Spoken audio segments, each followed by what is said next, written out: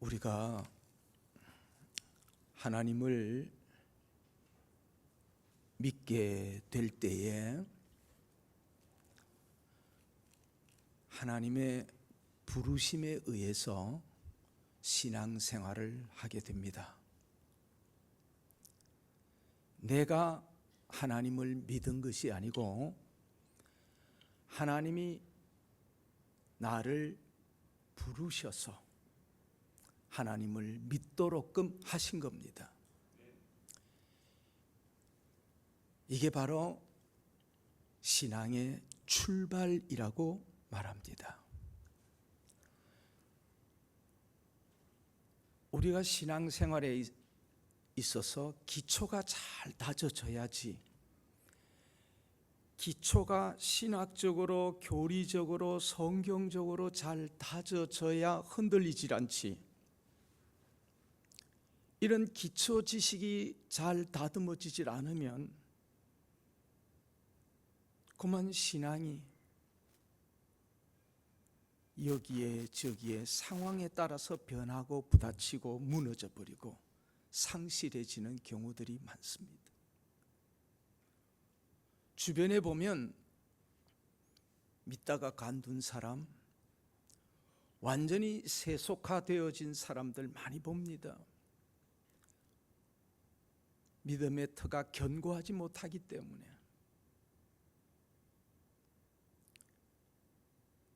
자신의 믿음을 자기가 스스로 컨트롤하려고 하다 보니까 실패하게 됩니다.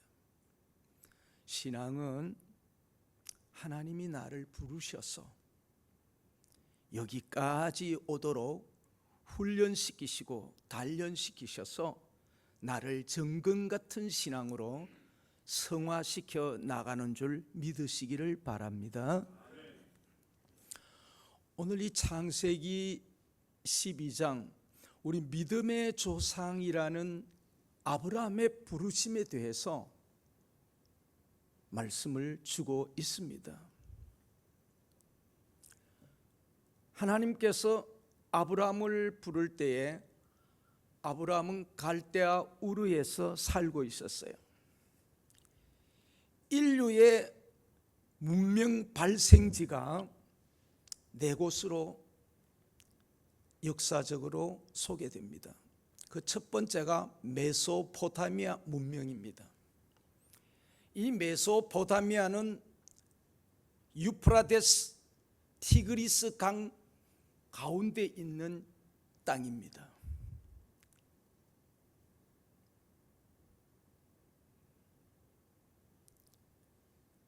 인류의 문화의 발생지로서 제일 오래되어진 역사를 가지고 있지요. 좀 내려오면은 이집트의 문명이 나옵니다. 이집트는 나일강을 중심으로 해서 문명이 또 발달되어지고, 인도와 파키스탄을 중심으로 해서 만들어진 문명이 인더스강 중심으로 되어진 인도 문명이 있습니다. 그리고 중국의 황하강을 중심으로 해서 만들어진 것이 황하 문명입니다. 인류는 이렇게 네 가지의 문명이 발달되어진 곳으로 소개해주고 있습니다. 거기에 가장 발달되어진 곳이 메소포타미아 문명입니다. 아마 여러분들은 옛날에 중학교, 고등학교를 다니시면서 이런 역사적인 것들을 공부했을 것이라고 생각되어지기 때문에 제가 이 정도만 설명합니다. 이 갈대아 우르, 메소포타미아의 이 문명은 그 당시 우선 최고의 정치, 경제, 문화, 상업의 중심지였습니다. 이런 문화와 상거래의 중심지의 특성으로 인해서 주변에 많은 민족들이 모여들게 되었고, 그러는 가운데 우상을 많이 수입하게 되고, 이 우상을 사람이 눈으로 볼 수 있도록 만들기 위해서 우상들을 만들어서 판매를 하기 시작한 것입니다. 제가 그 성지 순례를 해보니까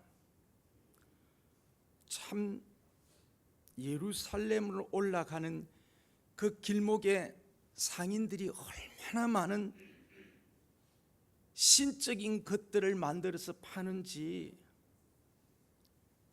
아마 종교적인 그런 부분에 있어서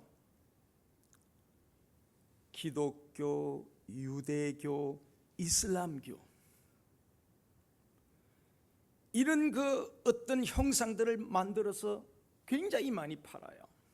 사람들은 그것을 여행하면서 기념하려고 하나씩 하나씩 사 모읍니다. 그 장사하는데 아마 벌이가 괜찮은 것 같아요.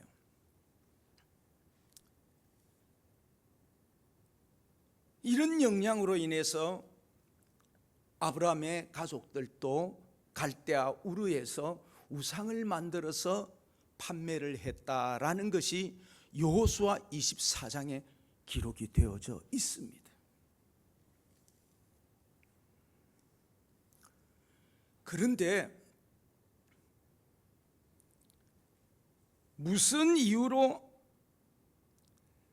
아브라함의 부친 데라가 갈대아 우르에서 떠나서 가나안 땅으로 가고자 했는지, 이 창세기 11장에 보면 그게 좀 나와 있지만은 왜 그렇게 문화의 도시, 경제의 도시, 상업의 도시를 버리고 가나안으로 가려고 했는지 그 이유는 밝혀주지 않습니다. 그런데 창세기 15장 7절에 가서 보면 하나님이 너를 갈대아 우르에서 이끌어낸 여호와라. 이미 하나님은 아브라함의 부친 데라의 마음속에 하나님이 너를 부른다, 하나님이 너를 불렀다라는 것을 말씀해 주고 있는 것입니다.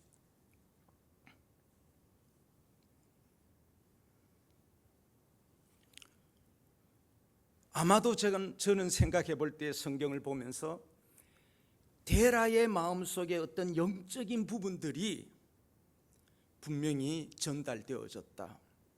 그는 지금까지 보이는 형상을 사람의 눈으로 볼 수 있는 것들을 만들었는데 보이지 아니하시는 하나님께서 자기의 마음에 새로운 감화와 감동과 충격을 주는데 굉장한 마음의 갈등과 충동과 이 어째야 될 것인가 고민을 했던 것 같아요. 내가 보고 듣고 배우고 만들어 놓은 신과 지금 내 마음속에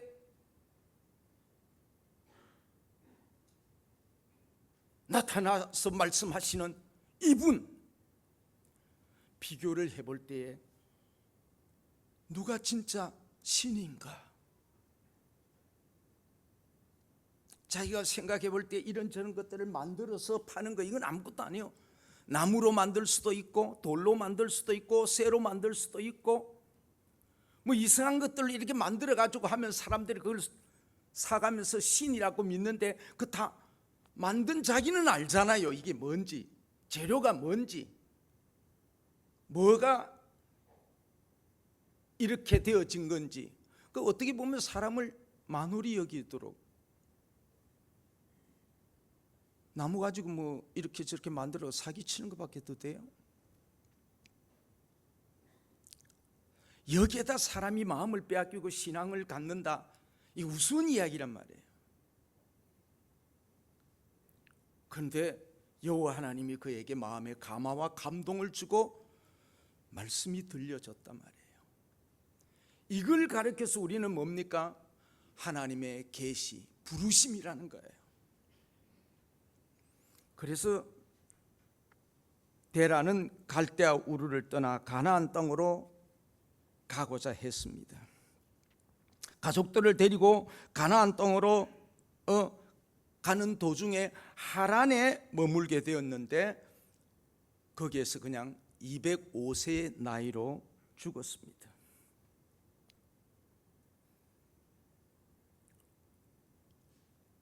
아버지가 세상을 떠고 난 다음에 하나님이 아브라함을 부르십니다. 오늘 12장 1절에 여호와께서 아브라함에게 이르시되 이렇게 나온단 말이에요.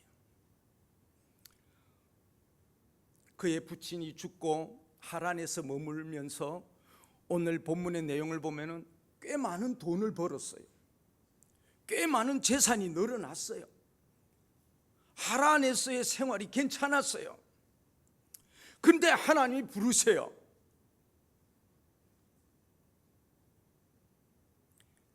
내가 지시할 곳으로 가라는 겁니다. 자, 아브라함은 생각해 봅니다. 이분을 따를 것인가? 아니면 여기에 지금 내 생활이 괜찮는데 머물 것인가? 그렇지 않으면 우리 고향 땅으로 돌아갈 것인가? 이런 고민을 할 수밖에 없었을 것입니다. 하나님의 부르심에는 분명한 이유가 있고 목적이 있어요. 그걸 아브라함이 몰랐기 때문에 이렇게 해야 될까 저렇게 해야 될까 마음에 갈등이 있었던 것은 사실입니다. 그래도 오늘 이 12장에 보면은 여호와 하나님의 부르심에 따라 결연히 나섬으로써 하나님의 뜻을 이어나갈 거룩한 믿음의 조상이 될 수 있었던 겁니다. 한 해를 마무리하는 이 시점에 다시 한번 여호와 하나님께서 우리를 부르셔서 한길 교회의 공동체가 되게 하시는데 내가 그게 한 일원이다. 하나님의 부르심, 하나님이 나를 불러서 한길교회를 한 33년 이상 목회를 하게 했어요.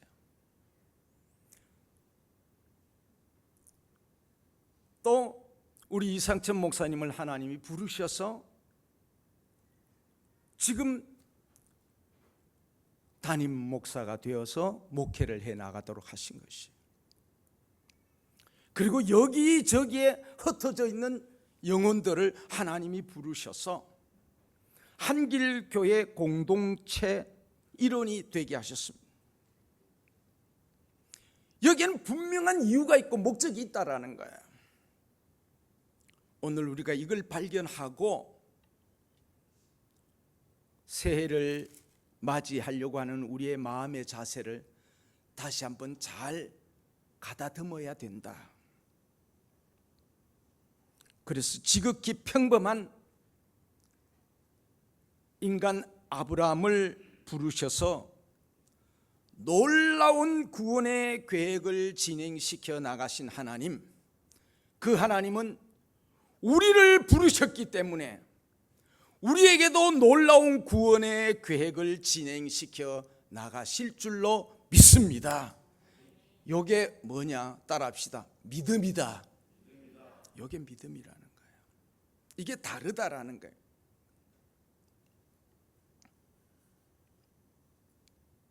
그러면 오늘 1절에서 소명받은 이 아브라함, 소명의 내용이 하나님이 그를 부르실 때 그 부름의 내용이 뭐냐라는 겁니다. 너는 너의 고향과 친척과 아비 집을 떠나라는 거예요. 그리고 내가 네게 보여줄 땅으로 가라는 겁니다. 이 말씀은 참으로 엄청난 충격적인 말씀입니다. 사실 아브라함은 여호와 하나님을 잘 모릅니다. 믿은 적도 없고 들은 적도 없고 전혀 관계가 없습니다. 그런데 여호와께서 아브라함에게 말씀하십니다. 아브라함은 하나님을 알지 못했지만 하나님은 아브라함을 너무나도 잘 알고 계십니다. 그러기에 하나님은 원대한 계획을 가지시고 아브라함을 부르신 것입니다. 우리 역시도 하나님이 부르시기 전에는 하나님에 대해서 잘 몰라요. 관계를 가져본 적이 없어요. 뭐 들은 것도 없어요. 나는 하나님 잘 몰라. 근데 하나님은 너무 정확하게 나를 잘 알고 계신다는 사실을 믿으시기를 바랍니다.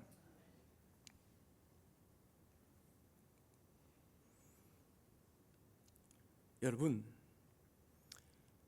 교리적이고 신학적인 측면에서 하나 짚고 넘어가려고 합니다. 신앙생활 하는데 신앙이 먼저냐 이성이 먼저냐, 뭐가 먼저라고 생각합니까? 여러분 중에 이성이 먼저다라고 생각하면 인본주의입니다. 자기가 믿는 거예요. 신앙은 절대적으로 믿음이 먼저라는 거예요. 하나님이 먼저 부르셨다라는 거예요. 우리의 인간의 지식은 한계가 있어요. 내 한계를 넘어서 다른 사람이 나보다 더 많이 알면 거기에 쏠리게 돼 있어요. 인본주의는 왔다 갔다 하는 거예요. 그러나 하나님은 한 번 정하시면 변함이 없어요. 흔들리지. 그래서 하나님께서 부르신 신앙은 흔들림이 없어. 인간이 출발한 신앙은 다 흔들려. 요 며칠 사이에 제가 대형교회가 왜 대형교회인가 하는 그런 생각 가운데 새 에덴교회 소강석 목사님 교회의 예배에 대한 것을 끝까지 지켜봤어요. 참 우리 교단의 총회장까지 하셨지만은 연예인들이 너무 많아요. 깜짝 놀랐어요. 남진 씨부터 그렇게, 그 남진 씨가 장로잖아요. 그 예배실에 앉아서 보니까 옆에 있는 사람 다 연예인들이야.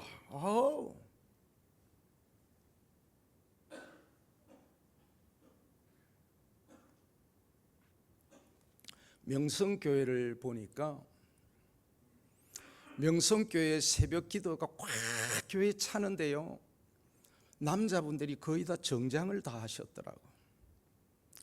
원로 목사님 김상환 목사님이 말씀을 증거하면서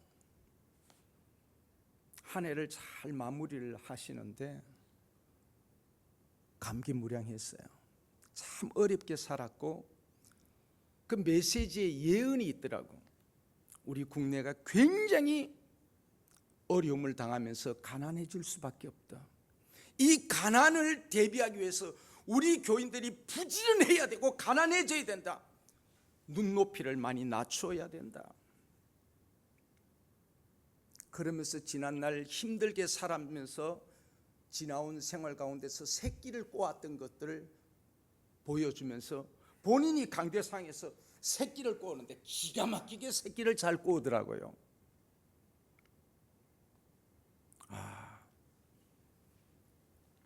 교회의 선교에 대해서, 사회적인 구원에 대해서 많이 열려져 있어요. 여자 고등학교도 인수해가지고 운영하고 있고 교도소도 그렇게 하고, 이 사회에 대한 이런 비전이 상당히 커요.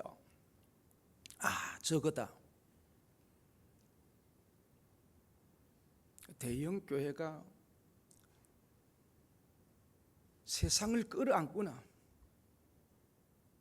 사회를 끌어안으려고 하구나, 그걸 봤어요. 또 사랑의 교회 예배 드리는 것도 들어가서 보았어요. 말씀을 증거하면서 가끔 예언적인 말씀도 던지는 것도 제가 보았고, 그것이 또 맞아떨어졌는데 그 예언들이 다 성경적인 예언들이었어요. 얼마나 교회들이 진지하게 하나님의 말씀에 아멘 아멘 하는지 몰랐어요. 그런데 그 메시지의 그 큰 중심은 뭐냐? 여러분들은 하나님이 이 시대에 부른 사람들입니다. 하나님이 불렀기 때문에 우리가 선교의 사명을 가지고 이러이러한 일들을 해야 합니다. 이게 하나님 뜻입니다라는 것입니다. 사회를 향하여, 오늘 이 시대를 향하여, 다가올 세대를 위하여 눈을 열어주더라는 거예요. 교인들의 눈이 열렸다라는 거예요. 지나간 시간들을 돌아보면서 세상을 향하여, 사회를 향하여, 미래를 향하여 눈이 열려져야 되는데 그런 것에 대해서 내가 많이 부족했구나 하는 걸 느끼게 되었어요. 우리 담임 목사님 멸지에 세우고 난 다음에 보는 시야가 굉장히 크고 넓어지고 스케일이 크다라는 것을 알고 내가 얼마나 마음에 안심을 하는지 몰라요. 영적인 눈이 열려져야 되고 그런 것을 놓고 하나님 앞에 부르짖어야 되는데, 지난 금요일 날은 이 기도가, 내가 환상을 본 것은 다 그렇지는 않습니다만은 이 앞자리에 이 기도가 올라가더라고. 저는 깜짝 놀랐습니다. 소리는 커진 거, 소리를 더 키우자 그런 이야기는 내가 많이 했지만은 기도가 올라가는 거 내가 처음 봤거든요. 옛날에 영성을 보듯이 쫙 올라가는데, 시간만 아니랐으면 저도 1시간 앉아가고 기도하고 싶었어요. 차를 타고 가야 되니까. 여러분, 제가 느끼기로는 우리의 기도가 하나님 앞에 힘있게 올라가고 상달된다는 것을 그냥 기도 시간에 느낀다라는 것입니다. 할렐루야. 이런 환상을 볼 수 있기를 주의 이름으로 축원합니다.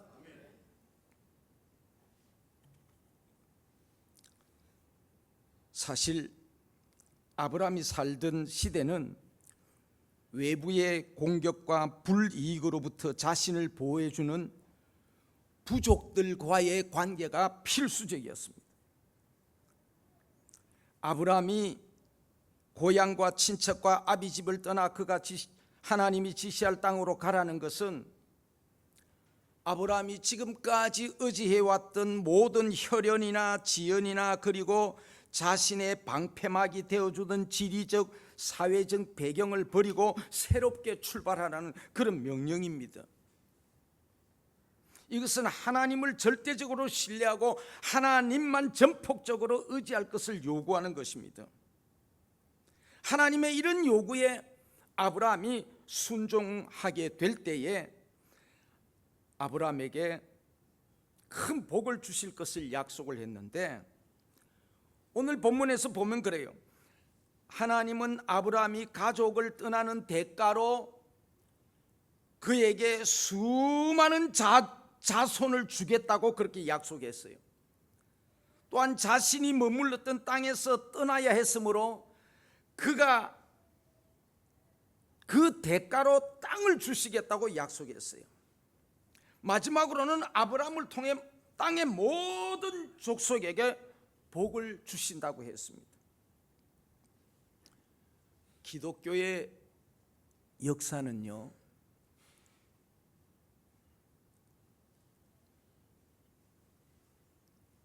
떠남의 역사요, 분리의 역사요, 끊어짐의 역사예요.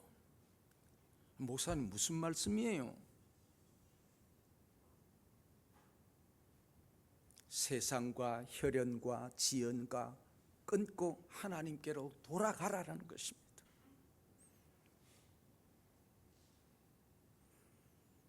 이렇게 분리되어져야 된다는 것입니다.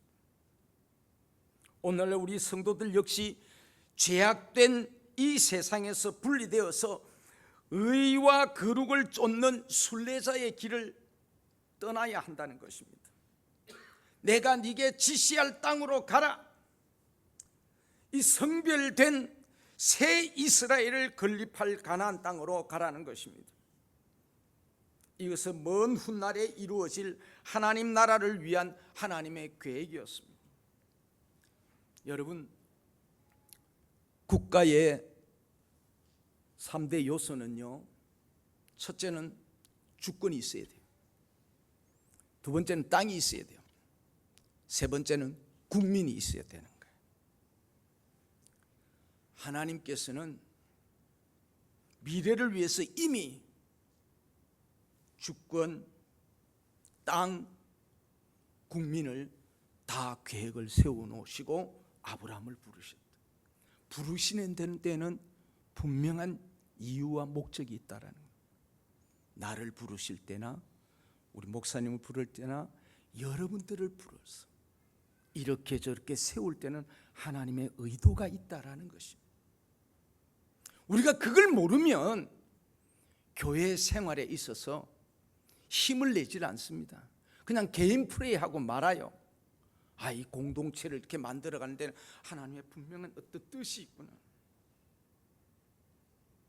어쩌면 아브라함을 통해 믿음의 나라 이스라엘을 구성할 계획으로 그렇게 아브라함을 부르실 때는 하나님의 계획으로 저는 그렇게 받아지고 믿어지는 겁니다.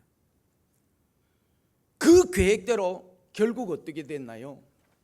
아브라함이 믿음의 조상이 된 것입니다. 자기의 노력으로 된 것이 아니라 하나님의 전적인 능력에 의해서 되어진 것입니다. 2절과 3절에 보면은 하나님이 부르실 때에 동반되는 축복에 대한 이야기가 나옵니다. 하나님의 소명에 응하는 사람에게만 하나님의 은혜와 축복을 누릴 수 있는 자격이 주어지는데, 하나님의 부르심에 응답하기만 하면은 그 나머지는 모두가 다 하나님이 하십니다. 2절에 보면은 이런 말씀이 나와요.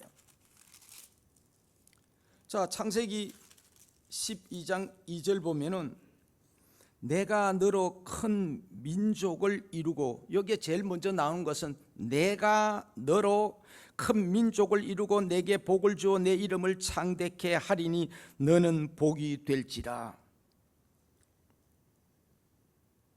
참, 내가 이렇게 하게 하리니 이렇게 딱 나오는 거지요.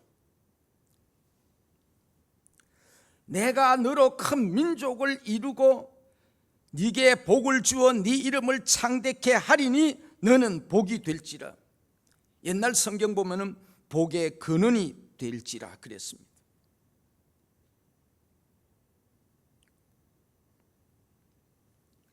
아브라함이 복의 근원이 된 것은 하나님께서 부르실 때 주저하거나 불신앙이나 나태함으로 머물러 있지 않고 즉각 순종했다는 것입니다.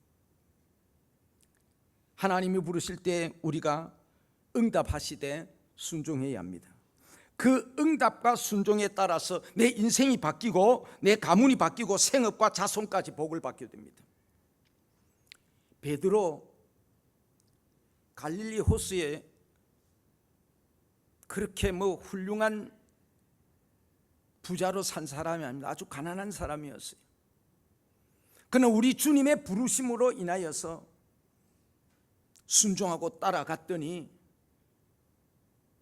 우리가 누가복음 5장에서 보면은 그물이 찢어질 정도로 고기를 많이 잡았어. 자기의 경험상으로는 당신은 목수고 나는 어부인데 내가 갈릴리 바다를 잘 알지 당신은 어떻게 잘 알아? 그런데도 말씀에 의지하여 그물을 던졌더니 그물이 찢어질 정도고, 그 내용을 읽으면 2배의 고기를 잡아서 실었는데 배가 잠길 정도가 되어졌다라는 것입니다. 이걸 보고 베드로가 깜짝 놀랐을 때 우리 주님이 Follow me, 나를 따라오너라. 너는 지금까지 살아있는 고기를 잡아 죽이는 일을 했지만 이제는 네가 사람을 낚는 어부가 되리라. 죽은 영혼을 살리는 사람이 되리라. 그 이후로 초대 교회의 지도자요 사도가 되었고 우리의 신앙의 금자탑을 이루었습니다. 누가 그렇게 만들었습니까? 순종하고 따르는 그에게 하나님이 그렇게, 우리 주님이 그렇게 만들었다라는 것입니다. 소명에 동반되는 축복을 기대하면서 응답과 순종에 아멘하는 우리 사랑하는 성도들 다 되기를 주의 이름으로 축원합니다. 마지막 세 번째, 순종하는 이 아브라함 4절에서 9절의 말씀. 아브라함이 따른 것은 오직 말씀이었어요. 사람이 하나님의 말씀을 받았음에도 불구하고 그 소강성 목사님이 설교가 그러더라고.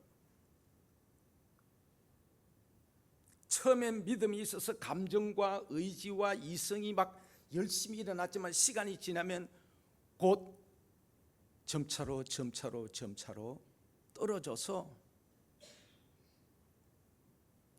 나중에 믿음이 온전해지지 못한다라는 것입니다. 그런데 하나님은 아브라함을 붙잡고 약속을 성취시키기 위해서 창세기를 읽어 나가다 보면은 15장에 이렇게 말씀합니다. 아브라함아, 걱정하지 마라. 나는 너의 방패가 될 것이며 너의 상급이 될 것이고 네가 지금 무자하지? 나는 전능한 하나님이라. 그래서 자식도 주잖아요. 가나안에 갔을 때에 가나안의 사람들이 이미 있었어요.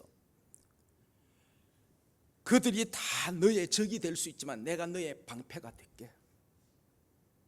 네가 이들에게 전부 다 위대한 인물로 칭찬을 들을 수 있도록 너의 상급이 되고 내가 너를 창대케 하리라. 아브라함은 가나안을 향해서 75세에 하란을 떠났습니다. 자기 가족을 데리고 떠나는데 하란에서요 가나안에 오기까지는 별을 따라온 동방의 박사들처럼 그 거리가 엄청난 거리예요. 강을 건너야 되고 산을 건너야 되고 당시의 국경을 건너야 돼요. 하루아침에 올 수 있는 거리가 아니에요. 가족을 다 데리고 이동한다는 것이 쉬운 일 아닙니다. 그런데 아브라함은 하나님의 뜻이 계실 것이, 하나님의 목적이 있어 여기에 순종하고 나섰던 것이지요. 순종하고 나섰기에 쭉 말씀들을 보면 네가 나를 선택한 것이 아니라 내가 너를 선택해서 내가 너를 지킬 것이야. 그가 실수하고 겁을 먹고 애굽으로 내려가고 아내를 누이라고 말하고 뭐 이렇게 해서 엄청난 위기가 있을 때도 하나님이 뭐가 됩니까? 내가 너의 방패가 되어주마. 그를 지켜냅니다. 왜? 내가 너를 선택했다라는 것입니다. 오늘 우리가 세상에 살다 보면 이렇게 저렇게 무너지고 갈팡질팡하고 힘들어질 때가 있지만 내가 내 인생을 바라보고 계산하고 미래를 바라본다면 넘어질 수밖에 없지요. 그런데 하나님이 나를 부르셨기 때문에 나를 붙들고 가실 것이요. 우리가 오래 참는 것도 한계가 있지만 문제는 우리 칼빈주의 신앙 가운데서 견인이라는 말이 있어요. 하나님은 끝까지 끌고 간다라는 거죠. 그 견인이라는 거예요. 차가 고장 났을 때 견인해가 가잖아요. 내가 고장이 나서 이래저래 무너지고 쓰러지고 자빠지고 울고 불고 고통 가운데 환난 가운데 있다 할지라도 하나님이 끌고 가시느니라. 이게 하나님의 소명이에요. 하나님이 부르셨어. 우리 교회라고 위기가 없었나? 어려움 많았어? 그래도 끌고 가셨잖아요.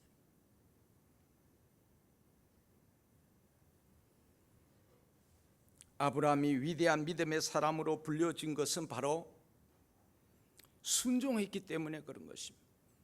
순종할 때 하나님의 말씀은 바로 이루어지게 돼 있는 거예요. 우리 성도들 역시 금년에도 순종으로 일관한 것 같이 내년에도 자원하는 마음으로 순종하십시다. 예배에 순종하십시다. 말씀에 순종하십시다. 담임 목사님과 당회에 순종하십시다. 교회의 부흥과 평안과 축복이 가정과 생업과 자녀들에게 임할 줄로 믿습니다. 하나님의 부르심에는 분명한 이유가 있고 목적이 있고 그 부르심에 동반되는 축복이 있습니다. 이것은 우리의 것으로 만드는데 순종이 답입니다. 아브라함이 가는 곳마다 예배를 중요하게 생각했기 때문에 모래 상수리 나무 거기에 가서 제단을 쌓았다. 그런데요, 그 의미가 큽니다. 모래라는 것은 땅의 이름이에요. 상수리 나무는 그 나무가 한 그루가 아니고 여기를 모르자면 경계선으로 삼았다라는 것입니다. 제단을 쓰면 이건 하나님이 주시는 것이야. 제단을 쌓으면서 우리가 하나님 앞에 예배를 드리면서 기도하면서 주여 우리의 지경을 넓혀 주시옵소서, 금요일마다 주여 은혜를 주시옵소서, 회복시켜 주시옵소서, 우리의 기도가 응답받게 하여 주시옵소서. 이 가운데 우리의 지경도 넓혀지리라 믿습니다. 우리가 이런 믿음을 갖는 거예요. 이 순종에는 이런 동반되는 게 있다라는 것입니다. 송년주의를 맞이하면서 에베네셀의 하나님 여기까지 인도하셨습니다.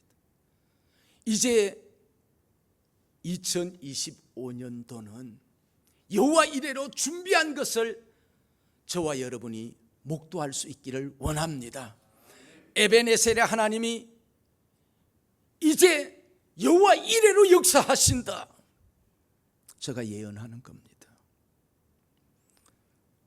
여러분들이 하나님의 부르심에는 분명한 이유가 있고 분명한 뜻이 있다라는 것을 우리의 믿음의 조상 아브라함이 믿었던 것처럼 오늘 우리가 마태복음 1장 1절 아브라함과 다윗의 자손 예수 그리스도의 세계라 옛날 성경 그랬어요. 예수 그리스도의 계보라. 우리가 그 계보 안에 들어가 있는 이상 하나님은 우리와 함께 하실 줄 믿습니다. 멋지고 아름다운 새해를 기대하고 믿음 안에서 예배에 성공하시고 목사님 말씀과 우리 당회원들의 말씀에 잘 순종해서 교회가 일취월장 부흥하기를 주의 이름으로 축원합니다. 기도하겠습니다. 하나님 우리 아버지,